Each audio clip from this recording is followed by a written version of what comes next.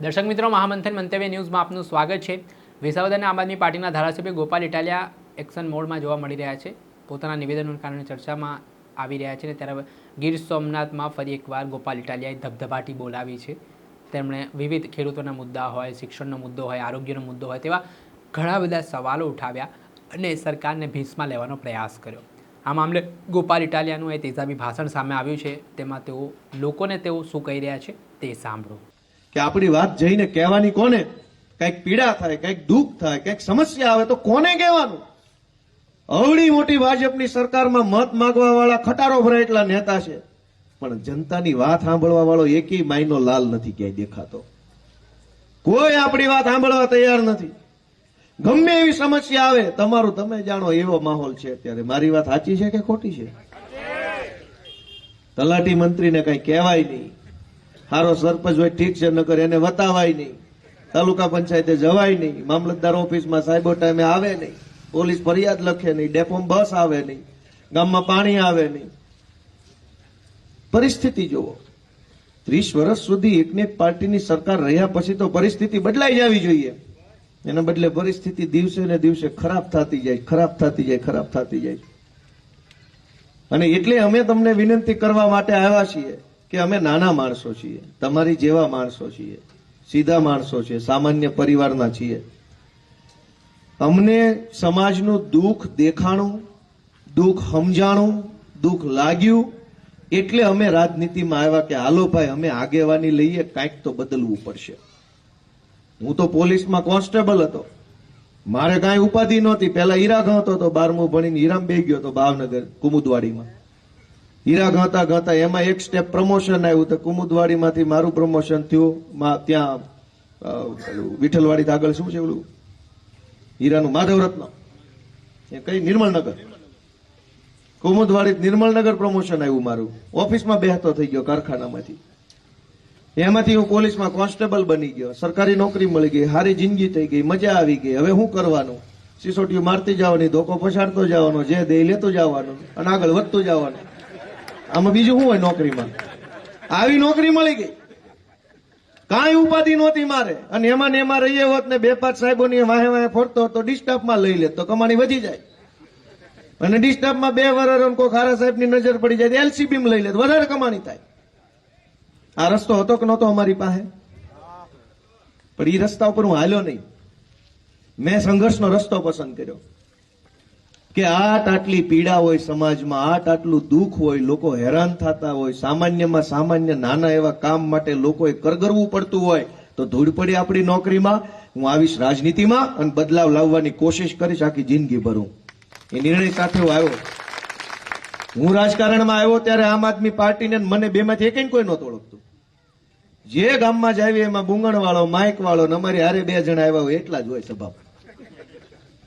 બુંગણ વાળો બુંગણ વાટે બેઠો હોય, એનું હલવાનું હોય, એટલે માઇક વાળો તો હું છે, એને તો અમારે ભાડું દેવાનું, એટલે બે એને શું ખબર પડે કે ભાઈ કોની સભા છે ને કઈને નહોતા। ઈ પરિસ્થિતિમાં અમે પાછું પગલું ન ભર્યું, સતત સંઘર્ષ કર્યો, સતત બોલતા રહ્યા, અવાજ ઉઠાવતા રહ્યા, લોકોની લડાઈ લડ્યા, મુદ્દા ઉઠાવ્યા। ક્યાંક અમને ગાળ્યું ખાવી પડી, ક્યાંક માર ખાવો પડ્યો, ક્યાંક જેલમાં જવું પડ્યું, ક્યાંક અમારી ઉપર હુમલાઓ થયા, ક્યાંક અમારા પરિવાર ઉપર હુમલાઓ થયા, બધું જ થયું। પણ પાછું પગલું ન ભર્યું, હિંમત હાર્યા નહીં, રસ્તો ભટક્યા નહીં, લક્ષ ચૂક્યા નહીં। એટલે વિસાવદર, ભેસાણ ને જુનાગઢની જનતાએ આજે મને ધારાસભ્ય બનાવીને આખા ગુજરાતનું કામ કરવા મોકલ્યા। એક ગોપાલભાઈ જો ગુજરાતને મળે તો થોડોક તો ગુજરાતને ફાયદો થયો હશે કે નહીં થયો હોય? થયો હશે કે નહીં થયો હોય? તો બીજા 50 ગોપાલભાઈ લાવવાની જવાબદારી કોની ગણાય? પબ્લિકની ગણાય, આમ જનતાની ગણાય કે આજ લોકોની વાત સાંભળવા વાળો કોક માણસ તો આવ્યો। આપણે તો એવી વ્યવસ્થામાં રહીએ છીએ કે ભાઈ કોક આપણી વાત સાંભળી લે તો અડધો રોગ દૂર થઈ જાય, અડધી પીડા મટી જાય, સાંભળી લે તોય। અત્યારે તો કોઈ સાંભળવા તૈયાર નથી જનતાની વાતને। અત્યારે ચૂંટણી ટાણે કેટલા વિડીયો વાયરલ થયા, ભાજપ વાળા જે સોસાયટી મત માંગવા જાય ન્યા હામાં થાય છે, જોયા વિડીયો? જે સોસાયટીમાં મત માંગવા જાય ન્યા કોક પબ્લિક હામાં આવીને કે ભાઈ અમારી સોસાયટીમાં આ તકલીફ છે, ન્યા બોસ્યું પકડી લે। હજુ ચૂંટણી છે ત્યાં, તો કેમ આની વાહે ટાઈમ બગાડવો? મિત્રો, બહુ ગંભીર પરિસ્થિતિમાંથી આપણા રાજ્યના લોકો ગુજરી રહ્યા છે. આ સમય બહુ મુશ્કેલ છે અને એ સમય બદલવાની જવાબદારી આપણા બધાની છે. બે દિવસ પહેલા ચૂંટણીનું ફોર્મ પાછું ખેંચવાનો દિવસ હતો અને આમ આદમી પાર્ટીએ આ વખતે ગુજરાતની રાજનીતિમાં એક નવો ઇતિહાસ બનાવ્યો. ગુજરાત રાજ્ય મહારાષ્ટ્રથી અલગ પડ્યું ત્યારથી લઈને આજ દિવસ સુધીના ઇતિહાસમાં ક્યારેય ભાજપ કે કોંગ્રેસ સિવાયની કોઈ પાર્ટીએ સ્થાનિક સ્વરાજ્યની ચૂંટણીમાં હજારોની સંખ્યામાં ઉમેદવારો નહોતા ઉભા રાખ્યા. આ ગુજરાતના ઇતિહાસમાં પહેલીવાર આમ આદમી પાર્ટીએ 6,000 ઉમેદવારો સ્થાનિક સ્વરાજમાં ઉભા રાખ્યા. ગુજરાતમાં પહેલીવાર ત્રીજી પાર્ટીના 6,000 ઉમેદવારો ઉભા છે.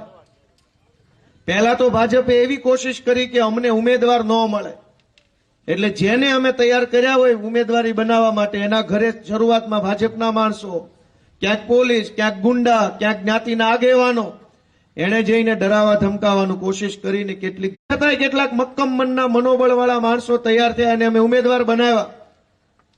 તો ભાજપે બીજી કોશિશ કરી કે અમારા ફોર્મ રદ થઈ જવા જોઈએ. ચકાસણી દરમિયાન રદ જ.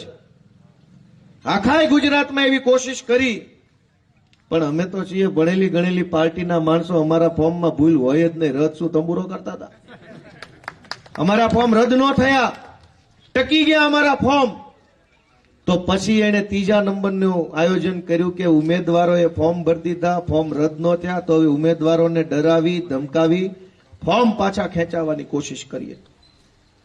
અને અમારે અને કોંગ્રેસ બે પાર્ટીના ઉમેદવારોના ફોર્મ પાછા ખેંચાવવા માટે ભાજપે જે દાદાગીરી કરી, જે ગુંડાગીરી કરી, પોલીસ મોકલ્યા, એફઆઈઆરો કરી, નોટિસ મોકલી, ઉમેદવારોના અપહરણ કર્યા, આ ખેલ ગુજરાતમાં કોઈ દિવસ ચાલી શકે ને. આ તો બિહાર ટાઈપની રાજનીતિ થઈ ગઈ. આ કઈ ગુજરાતમાં આવું પોહાય? બિહારમાં એવું સાંભળ્યું હતું કે ઉમેદવારોના અપહરણ થઈ જાય, ઉમેદવારોને છરી બતાવવામાં આવે, ઉમેદવારો કિડનેપ થઈ જાય, લૂંટ થઈ જાય, એફઆઈઆરો થઈ જાય, જેલમાં વહી જાય. ઈ રાજનીતિ બિહારની છે, ગુજરાતની નહીં. દેશના ગુજરાતના ઇતિહાસમાં ભાજપની સરકારમાં પણ ક્યારેય ભૂતકાળમાં આવું નહોતું થયું, એવું આ વખતે થયું. ગુંડાગીર્દી કરી અને ભાજપે 700 સીટો બિનહરીફ કરાવી લીધી. મિત્રો, મારે તમને એમ કહેવું છે કે ચૂંટણી તો આવતી જાતી રહેશે, હાર જીત થતી રહે. અનેક નેતા બન્યા અને મરી ગયા ને વૈયાઈ ગયા, અનેક પાર્ટીઓ બનીને વૈયાઈ ગઈ, કોઈ ખબર નથી કઈ પાર્ટી. કિમલો પતિ ગુજરાતમાં સરકારમાં હતી પાર્ટી, આજ કોઈને ખબર નથી કિમલો પાર્ટી હતી કે નહોતી. આ બધું હાલતું જ રહેવાનું છે, આ કઈ ઊભું નહીં રહે. પણ રાજનીતિને ખાડે લઈ જવાનું પાપ જે ભાજપે કર્યું છે ને, ખાડામાંથી રાજ્યને બહાર લાવવામાં વર્ષો વયા જાય, પેઢીઓએ સંઘર્ષ કરવો પડશે. 700 સીટો બિનહરીફ થઈ ગઈ. એ કેવી રીતે થઈ? અપહરણો કરીને, પોલીસ મોકલીને, ગુંડા મોકલીને, ડરાવીને. હવે જેણે સામેવાળી પાર્ટીના ઉમેદવારનું અપહરણ કરીને બિનહરીફ થઈને જીત્યો છે, એ માણસ પાસે કામ લઈને જવાશે? આપણે જવાશે એની પાસે? આપણું અપહરણ કરી લે કે શેનો કામ લઈને આવ્યો છે? દોસ્તો, આ રાજનીતિ બિલકુલ વ્યાજબી વાત નથી. હું તમને બધાને વિનંતી કરું છું કે લોકશાહી બચાવવા માટે થઈને તમે આ ચૂંટણીમાં ઝાડુને મત આપો, એ મારી વિનંતી છે. કેમ કે આ ફોર્મ ભરવાનો અધિકાર કોણે આપ્યો? ભાજપે થોડો આપ્યો છે. દેશ અંગ્રેજોથી આઝાદ કરાવવામાં 200 વર્ષ લાગ્યા. અંગ્રેજો જયારે આ દેશમાં હતા ત્યારે ફોર્મ કોઈ નહોતું ભરી શકતું. અંગ્રેજોની બિનહરીફ સરકાર 200 વર્ષ આવી. પછી દેશના ગાંધીજી, સરદાર પટેલ, બાબા સાહેબને એમ થયું બિનહરીફ ન થવું જોઈએ, આમાં બધાને ફોર્મ ભરવાનો હક હોવો જોઈએ. બધાને ફોર્મ ભરવાનો હક મળે એના માટે તો આઝાદીની લડાઈ લડાણી, એના માટે આઝાદી લાવવાની, એના માટે તો બંધારણ બનાવ્યું કે હવ ફોર્મ ભરીએ કે હવ ચૂંટણી લડીએ કે. એવો દેશ બનાવવા માટે આઝાદી લાવ્યા, બંધારણ બનાવ્યું. ને હવે ભાજપ વાળા કહે છે કે નહીં, કોઈ નહીં ભરીએ, કે અંગ્રેજો જેવું પાછું ચાલુ કરો. આ અધિકાર કોણે આપ્યો મત આપવાનો? બાબા સાહેબે આપ્યો, બંધારણે આપ્યો, ભારતના લડવૈયાઓએ આપ્યો. તમે મત આપીને તમારો નેતા નક્કી કરી શકો એ હક કોણે આપ્યો? ભાજપે આપ્યો કે સંવિધાને? હવે આ દાદાગીરી કરીને બિનહરીફ ચૂંટણીઓ કરાવી લીધી. ઈ વિસ્તારના મતદારોને જે મત આપવાનો અધિકાર મળ્યો છે એનું શું ગણવાનું? મત અધિકાર છીનવાઈ ગયો કે ન છીનવાઈ ગયો? અને આ વખતે 700 કરી છે. હડકાયું કૂતરું સાખી ગયું છે ભાઈ. આવતી વખતે 7000 બિનહરીફ કરવાની કોશિશ કરે અને સફળ થાય તો એમાં નુકસાન આમ આદમી પાર્ટીનું થાય કે જનતાનું થાય? હોય એવું કયો, જનતાનું નુકસાન થાય કે આમ આદમી પાર્ટીનું? દાદાગીરી કરીને 700 સીટો જીતે, 7000 સીટો, જે પાર્ટી જીતે એ જીત્યા પછી દાદાગીરી કરે, કામ કરે. તો આને રોકવાની જવાબદારી કોની? અને ખાઈ કહેવા ખાતર નહીં, આપણે બધાએ વિચારવું પડશે કે આ તો બહુ ખોટી વસ્તુ છે. ચૂંટણી ભલે થઈ જાય, ચૂંટણી થઈ જાય, જે હારવાનું એ હારી જાય, જીતવાનું એ જીતી જાય, પણ ચૂંટણી જ ન થાય એ લોકશાહીમાં વ્યાજબી લાગે છે કોઈને? મને કયો, હાલો, લાગે છે કોઈને વ્યાજબી? અહીં બેઠા ને વ્યાજબી લાગે છે ભાઈ? અહીં આંકોર વ્યાજબી છે? અહીં લીમડા હેઠે બેઠા ને વ્યાજબી લાગે છે? અહીં વડલા હેઠે બેઠા ને વ્યાજબી લાગે છે? ચૂંટણી જ ન થાય તો ગમે એવો માણસ નેતા બની જાય દાદાગીરી કરીને, પછી એની પાસે કેમ જાશો? ચૂંટણી થાય તો તમને જે ગમે એ માણસ નેતા બને, ભલે ગાંડો બને તો ગાંડો બને, પણ તમને ગમે એ બને. ચૂંટણી જ ન થાય તો ગમે એવો માણસ છે એ નેતા બની જાય અને સમાજની ઉપર બેસી જાય. તમારે વિચારવાનું છે. 700 સીટો બિનહરીફ કરાવી, દાદાગીરી, પોલીસ અપહરણ, એવા કિસ્સા બન્યા. છાપામાં આવ્યું હતું, એક ભાઈએ ઉમેદવારી કરી તાલુકા પંચાયતમાં.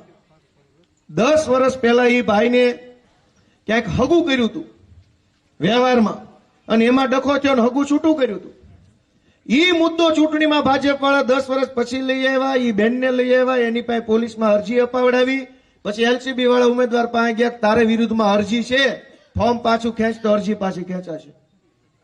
આ ધંધા કર્યા. મારી પાસે છાપાનું કટિંગ છે. તમે મને એમ કહો કે આ કેટલું વ્યાજબી છે? ચૂંટણીઓમાં ભલે ઉભા રહી જાય, નોંગણ વદર વાળાને ગમે એ જીત છે, નહીં ગમે એ હારી જાય, પણ આ ધંધા વ્યાજબી છે કે નહીં તમે નક્કી કરજો નાગરિક તરીકે. આમાં ગોપાલભાઈનું આમ આદમી પાર્ટીનું શું જાય? ગોપાલભાઈને ભગવાને બળુકા બનાવ્યા છે. ચૂંટણી નહીં પણ જીતે તો અમને કોઈ તુંય નહીં કહી જાય ને અમને કોઈ હાથે નહીં અડાડી જાય, એટલા બળુકા માણસો તો અમે છીએ જ કે જિંદગીભર વટથી જીવી શકીએ. પણ એક સામાન્ય માણસ ક્યાં ટેકો દઈને ઉભો રહેશે? ટેકો ક્યાં એનો? આજ અમે છીએ વિરોધ પક્ષમાં તો હુમલો અમારી ઉપર થાય, પોલીસ અમને પકડે, ભાજપ અમને પકડે, કાલે અમે જ નહીં રહીએ તો કોને પકડશે? સીધા તમને. વિરોધ પક્ષ એક દિવાલ છે. સત્તાનો ખૂની પંજો જયારે આગળ વધે તો પેલા આડી એક દિવાલ આવે વિરોધ પક્ષની, વિરોધ પક્ષના નેતાઓની, અને વિરોધ પક્ષને ખતમ કરી નાખે, વિરોધ પક્ષને જેલમાં પૂરી દે, વિરોધ પક્ષને પાડી દે, એટલે સીધો જનતાનો નંબર આવે. કેમ કે કૂતરું હડકાયું થાય તો એ થોડું જોવાનું છે કોને કવડું, જે ઝપટમાં આવે ને કવડી જવાની વાત છે. અને એટલે મારી તમને વિનંતી છે કે આ સત્તા ભૂખ્યું કૂતરું હડકાયું થયું છે સત્તા માટે. સત્તા લઈ તો લેશે પણ સત્તામાં આવ્યા પછી બટકા ખાલી અમને જ ભરશે એવું નથી, ગમે એને બટકા ભરી જાય. કેમ કે હડકવા ઉપડે સત્તા મેળવવાનો, અમને નથી એવો હડકવા. ધારાસભ્ય બનવા માટે પાર્ટીઓ બદલી નાખી હોય એવા 50 લોકો ગુજરાતમાં છે. અમે ધારાસભ્ય બનવા પાર્ટી નથી બદલી, અમે અમારી પાર્ટીમાં રહીને આખી ભાજપ પાર્ટીને હરાવીને ધારાસભ્ય બન્યા, એ વાતનું અમને ગૌરવ છે. વિસાવદરમાં મુખ્યમંત્રી, ગૃહમંત્રી, વન મંત્રી, સિંચાઈ મંત્રી, પાણી મંત્રી, સહકાર મંત્રી, કૃષિ મંત્રી, 10 ખટારા ભરીને ભાજપના મંત્રી, સંત્રી, તંત્રી બધા ત્યાં પ્રચાર કરતા હતા. ભાજપના પ્રદેશ પ્રમુખ, આખા કાઠિયાવાડના બધી જ્ઞાતિના ધારાસભ્યો, સાંસદ સભ્યો કાઠિયાવાડ આખાના, જિલ્લા પંચાયતના પ્રમુખો બધા કાઠિયાવાડની બધી નગરપાલિકાના પ્રમુખો, કાઠિયાવાડની બધી એપીએમસી ના હોદ્દેદારો, જુનાગઢ, અમરેલી અને ગીર સોમનાથ ને રાજકોટ જિલ્લાના બધા બુટલેગરો, રેતી માફિયાઓ, પોલીસના માણસો, સહકારી બેંકના બધા હોદ્દેદારો, આટલા બધા માણસો વિસાવદર ભેસાણની ચૂંટણીના ગામડે ગામડે બજારે ફરતા હતા. એમ કહેવા કે ગોપાલને મત ન દેતા. અને લોકોએ હોશિયાર, લોકોએ નક્કી કર્યું કે તમે કેમ જ હોય ને બાપુ, તમે કેમ નીકળો પોસા પગ્યા. કોઈએ મોઢે ના ન પાડી, બધા સમજી ગયા કે આને ના પાડશું તો હારા આપણને હેરાન કરશે. એટલે જે આવે ને કીધું કે માહોલ એકદમ કમ્પ્લીટ છે, આ કઈ ધક્કો ખાવા પણ જ નથી, કાઉન્સમાં તમારે. કોઈ બોલ્યા નહીં. મનમાં નક્કી કરી લીધેલું કે પાડી દેવાના છે, હાવણા વાળી કરવાની છે, એવો હાવણો મારો કે આખા ગુજરાતમાં ડંકો વાગી જાવ જોઈએ વિસાવદરનો, એવો હાવણો માર્યો. અને હું તો તમને વિનંતી કરું છું કે ભાજપની સભામાં જઈને બેસી જવાનું, એટલે આંખે ન ચડો ક્યાંય. બટો ફાવે તો પહેરવો, ન ફાવે તો ન પહેરવો. અને ભાજપ વાળો જેટલી જય બોલાવે એનાથી કરતા ડબલ અવાજથી જય બોલાવે, એટલે કોઈને વહેમ ન પડે. અને જે ખાવાનું દે ઈ ખાઈ લેવાનું, પૈસા દે તો લઈ લેવાના, ઓછા પડે તો માગી લેવાના, અને ચૂંટણી ટાણે હાવણો દબાવીને ઘર ભેગીના કરી દેવાના. આ જ સિસ્ટમથી હાલવું પડે એમ છે. કેમ કે તમે સભામાં બેહો તો તરત ગામના જે કઈ લુખા લફંગાનો ફોન આવે, કાલ તો ભાઈ તું એને બહુ દાંત કાઢતો હતો ને ગોપાલની સભામાં ગલ્લે બે. આવી રીતે ડરાવે. જેટલી શક્તિ, જેટલો તાકાત તમે લોકોને ડરાવવામાં વાપરો છો, એના કરતા અડધી તાકાત લોકોનું કામ કરવામાં વાપર્યો તો નોંગણ વગર પાણી વગર તરશું ન રહેતું હોત. તમે ડરાવવામાં તાકાત વાપરો છો. કેમ એની સભામાં ગયો, કેમ ત્યાં ખુરશીમાં બેઠો હતો, કેમ દાંત કાઢતો હતો, ફોટામાં તારા ઝૂમ કરીને બતાવ. રમેશ જો આ તારું મોઢું ઝૂમ કરીને ગામની ગટરું બતાવો ને, કેટલી પોટલી છે ને કેટલી હારી છે. એમાં મગજ નહીં હાકે. ડરની દુકાન ખોલી છે આ લોકોએ. હું તમને વિનંતી કરું છું કે જાહેરમાં નહીં દેખાવાનું, ક્યાંય ભાજપની જ સભામાં બેસવાનું, પણ બટન હાવણાનું દબાઈ દેવાનું, એટલે એ જાય લંગરિયા લેતો હાલ ઉપર. તો શું? દર ચૂંટણીમાં દાદાગીરી, દર ચૂંટણીમાં દાદાગીરી, દર ચૂંટણીમાં દાદાગીરી. કે કામની વાત તો હોય કે ન હોય? છોકરા ભણાવવા હોય તો જાવું કે અનેક મા બાપ એવા છે જે એમ વિચારે છે કે અમે તો જિંદગી જેમ તેમ કાઢી લીધી ભાઈ, હવે અમારા છોકરાનું કઈક ઠેકાણું સારું પડે ને તો સારું ભણાવો છે. અનેક માણસોના ખિસ્સામાં પૈસા નથી, ક્યાં ભણાવવા જાય? વચ્ચે હીરાના ધંધામાં મંદી આવી તો હર્ષ સંઘવીએ જાહેરાત કરી રત્નદીપ યોજના. રત્ન કલાકારોના બાળકોને શિક્ષણની ફી કે સરકાર ચૂકવશે. 500 1000 રૂપિયા ખર્ચો થયો ફોર્મ ભરવાનો, અને 2-5 લોકોને બાદ કરતા કોઈના ખાતામાં કાણી કોડી આજે આવી નથી. 2000 નો ખર્ચો થયો ઉલટાનો. અનેક રત્ન. મેં જુનાગઢના જિલ્લાનો પ્રશ્ન પૂછ્યો વિધાનસભામાં કે અમારા જુનાગઢમાં, હું ત્યાંનો ધારાસભ્ય છું, કેટલા લોકોએ રત્ન કલાકારોએ અરજી કરી અને કેટલાને સહાય મળી? સરકારે મને લેખિતમાં જવાબ આપ્યો કે 2962 રત્ન કલાકારોએ અરજી કરી, 622 રત્ન કલાકારોને સહાય મળી, બાકીના ફોર્મ રદ કર્યા. 2900 માંથી માત્ર 600 રત્ન કલાકારોને સહાય મળી, તો બાકીના ફોર્મ ભરવાનો ખર્ચો કર્યો એ તો પાછો આપો. હવે બીજું બધું તો ગયું તેલ લેવા. આવી સરકાર હાલે છે. કોઈ કહેવા વાળું નથી અમને, અને કોઈ સાંભળવા વાળું નથી અમને. અને તમને એમ લાગે કે આ ગોપાલભાઈ કે ચૈતરભાઈ કે ઈશુદાનભાઈ કે રાજુભાઈ, આવા નેતાઓને મજબૂત કરવાની જરૂર છે એમ તમે માનતા હો તો હાવણો દબાઈ દેજો મહેરબાની કરીને, એવી આખા ગામને વિનંતી કરું છું દોસ્તો. અને તમે મત નહીં આપો તો શું થાય? કે ગોપાલભાઈ હોશિયાર માણસ તો છે જ, બોલી શકે એવો માણસ છે, ભણેલ ગણેલ માણસ છે, વકીલ છે, લડાઈ લડી શકે એવો માણસ છે. પણ હું ચૂંટણી ન જીતું તો મારી બધી શક્તિ તાકાતનો ઉપયોગ હું કેવી રીતે કરી શકું? એક કોન્સ્ટેબલે મારી વાત માને નહીં જો હું ચૂંટણી ન જીતું તો. બોલતા આટલું જ આવડે, પણ ધારાસભ્ય થઈને પોલીસ સ્ટેશનમાં કે કલેક્ટર ઓફિસમાં કે મામલતદાર ઓફિસમાં જાઓ તો નિયમ એમ કહે છે કે એને ઉભા થઈને આવો સાહેબ એમ મને કહેવું, એવો સરકારનો નિયમ છે. તમે મને શક્તિ આપો તો મારી પોતાની શક્તિ હું સમાજ માટે વાપરી શકું. તમે મને શક્તિ નહીં આપો તો મારી પોતાની શક્તિનો ઉપયોગ ન થઈ શકે. હું કલેક્ટર સામે બેસીને કોઈ પણ ભાષા ઈ જે સમજે એ ભાષામાં, જે જરૂર હોય એ ભાષામાં બોલી શકું એવી શક્તિ છે, પણ હું ત્યાં જઈને બોલી શકું એવો અધિકાર મને કોણ આપશે? પબ્લિક આપી શકે. શક્તિ નેતામાં નથી, શક્તિ જનતામાં છે, શક્તિ જ લોકોમાં છે. લોકો જેને શક્તિ આપે એ માણસ કદાવર બને, શક્તિશાળી બને. તમે ધારો એને શક્તિશાળી બનાવી શકો, ધારો એને ઘરે બેસાડી શકો, પણ તમે કોઈ હારા માણસના હાથમાં શક્તિ આપો તો સમાજનું સારું થાય. નબળા માણસના હાથમાં શક્તિ આવશે તો એ સમાજનું ખરાબ કરશે.